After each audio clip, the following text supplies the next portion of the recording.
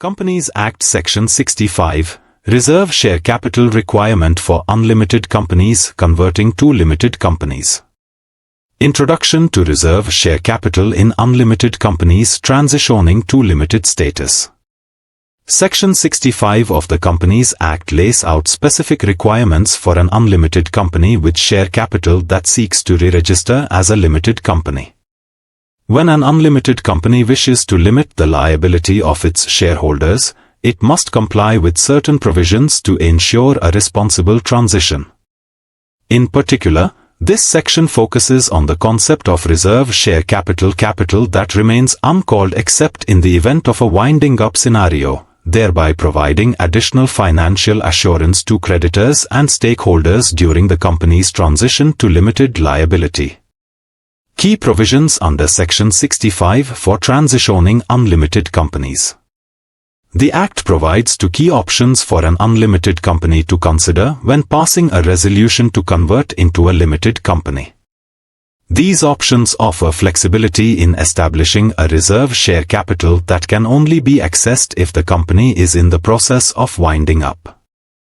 Option A. Increase in nominal share capital by raising nominal value of each share. Under the first option, an unlimited company can increase the nominal, or face, value of its shares to create a reserve within its share capital. This increase in nominal share capital provides a layer of uncalled capital that can be preserved specifically for cases where the company is being wound up. Steps to implement increase in nominal share capital. The company must pass a resolution to re-register as a limited company. The resolution must specify an increase in the nominal amount of its share capital by increasing the nominal value of each individual share.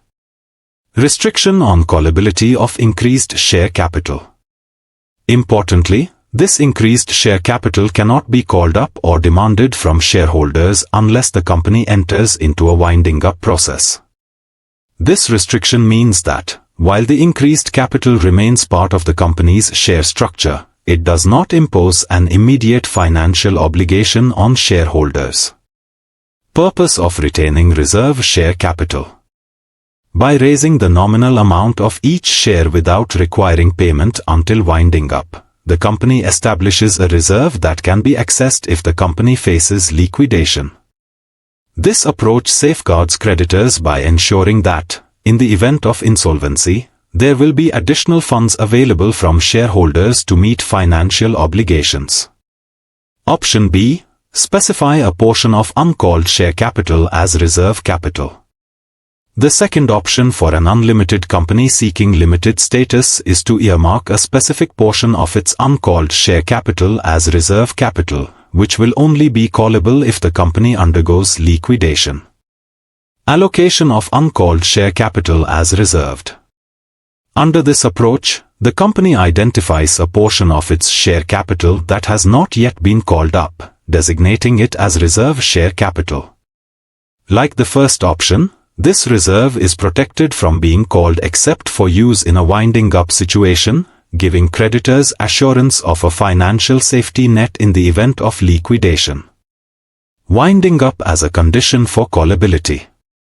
This portion of uncalled capital cannot be accessed under regular business conditions. It serves as a contingency fund accessible only if the company goes into winding up. This provision ensures that shareholders have a limited financial liability during regular operations but would be required to contribute additional capital if the company faces dissolution. Objective of reserving uncalled capital for liquidation. Designating a portion of uncalled share capital as reserved for winding up provides an additional security layer for creditors. By protecting a part of the share capital as an uncalled reserve, the company demonstrates a commitment to addressing its liabilities should it become insolvent. Purpose and importance of reserve share capital in conversion to limited liability. The reserve share capital requirements under Section 65 ensure that companies converting from unlimited to limited status do so with due regard for financial accountability. This provision serves multiple essential purposes, including enhancing creditor confidence. Creditors benefit from the assurance that even after re-registering as a limited company, the company retains additional capital that can be called upon in the event of a winding-up scenario. Limiting shareholder liability.